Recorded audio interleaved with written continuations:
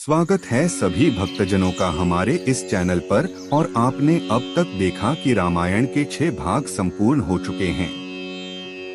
अब हम सबसे रोमांचक और सबसे अहम भाग सुनेंगे इस 7वें भाग में, जिसका नाम है सीता हरण और रावण जटायु का युद्ध। तो चलो शुरू करते हैं इस कहानी को। उससे पहले हमारे इस चैनल को सब्सक्राइब कर लो ऐसी रोमांचक कहानी सुनने के लिए। तो अब ध्यान से सुनिएगा। खरदूषण के वध के पश्चात जब शूर्पणखा का बदला पूरा नहीं हुआ तो वह अपने बड़े भाई तथा त्रिलोक अधिपति लंकापति रावण के पास जा पहुंची और न्याय की दुहाई देने लगी। उसने वही बात लंकापति रावण के समक्ष दोहराई कि राम लक्ष्मण ने पंचवटी में उसका अपमान किया और खरदूषण को उसकी पूरी सेना सहित नष्ट कर दिया है। आप जाकर उनसे मेरा बदला लीजिए तथा राम की सुंदर पत्नी सीता को अपहरण करके ले आइए। रावण, जो कि उस समय त्रिलोक विजेता था, इसलिए उसे अपनी शक्तियों पर बहुत अहंकार था। शूर्पणखा की बातें सुनकर रावण ने अपने अहम को और पोषित किया और कहा कि किसी साधारण मानव का ऐसा दुस्साहस जिसने हमारी बहन का अपमान किया वह निश्चित ही मृत्यु के लायक है और रावण के हाथों दंड पाने का अधिकारी है। मैं अवश्य ही राम की रूपवती पत्नी सीता का अपहरण कर लूंगा तथा अपनी रानी बना लूंगा। यह विचार करके लंकापति रावण अपने मामा मारीच के पास पहुंचते हैं। मारीच राक्षसी ताड़का का पुत्र था जो दंडकारण्य वन में श्री राम के हाथों बच निकला था। लंकापति रावण अपने मामा मारीच को राम लक्ष्मण के द्वारा शूर्पणखा का अपमान तथा खरदूषण के वध के बारे में बताता है तथा मारीच से यह भी निवेदन करता है कि वह राम की पत्नी सीता के हरण में उसकी सहायता करें। असुर मारीच श्री राम की शक्ति को दंडकारण्य वन में देख चुका था, इसलिए मारीच बार बार लंकापति रावण को यह समझाने का प्रयत्न कर रहा था कि यह न्याय उचित नहीं है और धर्म संगत भी नहीं है कि आप किसी पराई स्त्री का हरण करें। लेकिन अपने अहंकार के वशीभूत रावण ने मारीच की सभी बातों और तर्कों को खारिज करते हुए कहा कि वह तीनों लोकों का स्वामी है और विश्व की हर सुंदर वस्तु पर उसका अधिकार है। इसके बाद लंकापति रावण मारीच को धमकी देता है कि यदि वह उसकी सहायता नहीं करेगा तो वह उसे मृत्युदंड देगा। रावण द्वारा मृत्युदंड से बचने के लिए मारीच आखिरकार उनकी सहायता के लिए तैयार हो जाता है और पूछता है कि वह रावण की सहायता किस प्रकार कर सकता है।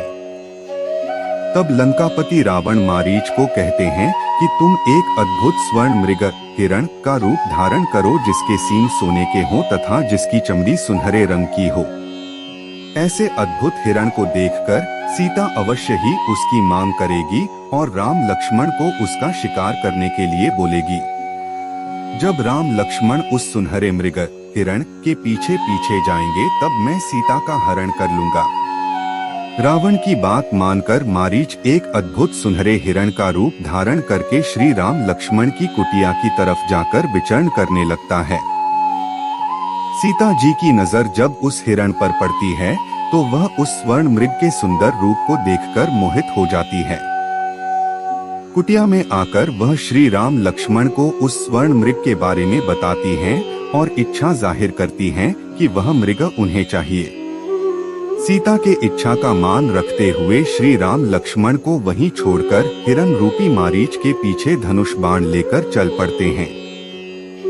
श्री राम को अपनी ओर आता देखकर योजना के अनुसार मृग के वेश में मारीच कुटिया से दूर भाग जाता है, जिसके पीछे श्री राम भी चले जाते हैं।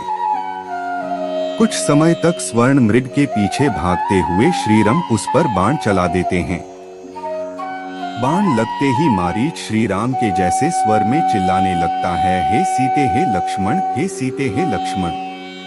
श्री राम जय स्वर में अपना और लक्ष्मण का नाम सुनकर सीता जी को यही लगता है कि श्री राम पर कोई संकट आ गया है और वह मदद के लिए लक्ष्मण तथा उन्हें पुकार रहे हैं। इसलिए सीता जी लक्ष्मण को तुरंत अपने भैया की सहायता के लिए जाने को कहती, लेकिन लक्ष्मण उनकी बात मानने से मना कर देते हैं। क्योंकि लक्ष्मण जी को पता था कि श्री राम का कोई कुछ भी बिगाड़ नहीं सकता, यह किसी असुर की चाल हो सकती है। लेकिन अपने पति के ऐसे स्वर सुनने के बाद सीता जी को शांति नहीं हो रही थी और वह लक्ष्मण को बार बार जाने के लिए कहती है। जब लक्ष्मण नहीं मानते तो वह उन्हें अपशब्द कहने लगती हैं। अंत में लक्ष्मण जी के पास कोई और रास्ता नहीं होता, इसलिए वह सीता जी की सुरक्षा के लिए कुटिया के दहलीज के पास एक रेखा खींच देते हैं और बोलते हैं कि जो भी इस रेखा को पार करने की कोशिश करेगा वह जलकर भस्म हो जाएगा। अंत में लक्ष्मण जाते जाते माता सीता से कहते हैं कि आप कितनी भी विकट परिस्थिति में इस रेखा को पार नहीं करेंगी और कोई भी असुर, देव या जीव इस लक्ष्मण रेखा को पार नहीं कर पाएगा।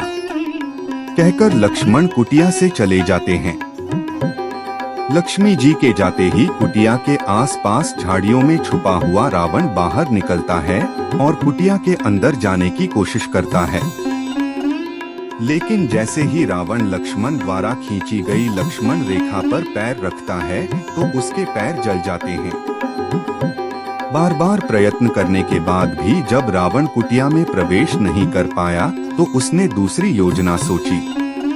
तब रावण एक साधु का वेश धारण करके कुटिया के बाहर अलख जगाता है। कुटिया के बाहर आए किसी साधु की आवाज सुनकर माता सीता कुटिया से बाहर आती है तो देखती हैं एक साधु उनके दरवाजे पर भिक्षा मांग रहा है। भिक्षा लेकर सीता कुटिया से बाहर आती हैं और लक्ष्मण रेखा के पास आकर खड़ी हो जाती और रावण साधु को बोलती है कि वह आकर भिक्षा ले ले, क्योंकि वह इस रेखा से बाहर नहीं आ सकती। इस पर साधु के भेष में रावण बोलता है कि तू शायद हमें नहीं जानती है, हम परम तपस्वी साधु हैं, यदि तुम बाहर भिक्षा लेकर नहीं आई तो मैं तुम्हारे पति को श्राप दे दूंगा। अपने पति श्री राम को साधु क्रोध के अनिष्ट से बचाने के लिए सीता जी रोते हुए लक्ष्मण रेखा को पार करके साधु के पास चली जाती है। फिर बोलती हैं, मुनिवर कृपया करके मेरे पति को श्राप मत देना, मैं भिक्षा लेकर आ गई हूँ। सीता जी को अपने समीप आया देखकर रावण अपने वास्तविक रूप में आ जाता है और देवी सीता का हरण करके बलपूर्वक अपने पुष्पक विमान में बैठाकर विमान को आकाश में ले जाता है। देवी सीता अपनी सहायता के लिए श्री राम और लक्ष्मण को पुकारती है, लेकिन कोई भी उनकी सहायता कर पाने में समर्थ नहीं था। जब रावण सीता को पुष्पक विमान में ले जा रहा था तब सीता की मदद की गुहार वहां पर बैठे जटायु नाम के गिद्ध ने सुनी और वह सीता की सहायता करने के लिए रावण से युद्ध करने लगता है। बहुत समय तक रावण से लड़ते हुए रावण अपनी चंद्रहास खड़ग तलवार से जटायु का एक पंख काट देता है, जिससे वह लुढ़कता हुआ जमीन पर आकर गिरता है और दर्द से कराहने लगता है। जब कुछ भी ना हो पाया तो सीता जी अपने पल्लू का एक टुकड़ा फाड़कर अपने सारे जेवर उसमें बांधकर नीचे ऋषिमुख पर्वत पर फेंक देती हैं तथा फिर मदद की गुहार लगाते हुए कहती कि यदि उनके प्रभु श्री राम उन्हें ढूंढते हुए आए तो कहना कि मुझे रावण उठा कर ले गया है। तो इस प्रकार लंकाधीश रावण ने सीता किया था अपहरण। इसके बाद क्या होगा, ये जानने के लिए जुड़े रहें हमारे साथ इसी चैनल पर। और ये कहानी आपको कैसी लगी ये भी जरूर बताएं। तब तक के लिए धन्यवाद और सभी को मेरा जय श्री राम।